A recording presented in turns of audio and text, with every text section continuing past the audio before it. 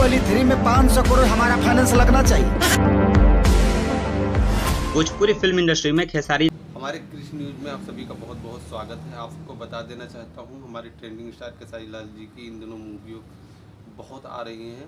3 में 500 करोड़ हमारा फाइनेंस लगना चाहिए।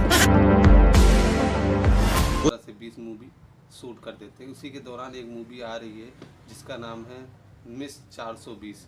इसमें जो हमारे स्टार कास्ट के रूप में हमारे ट्रेंडिंग स्टार खेसारी लाल यादव जी आपको देखने को मिलेंगे। उसी के साथ मधु शर्मा जी देखने को मिल जाएंगी। और इसमें आपको बता देना चाहता हूँ, फुल ड्रामा कॉमेडी मूवी होने वाली है। आप कहीं ना जाइए, इस मूवी को देखना बिल्कुल ना भूलें।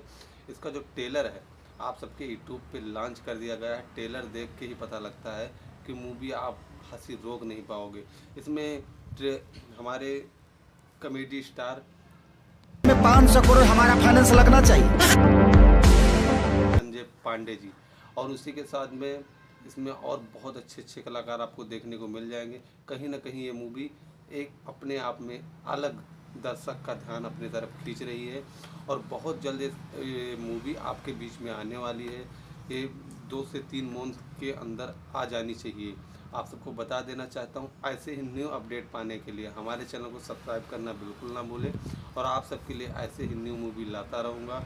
और आपको बता दूँ, भोजपुरी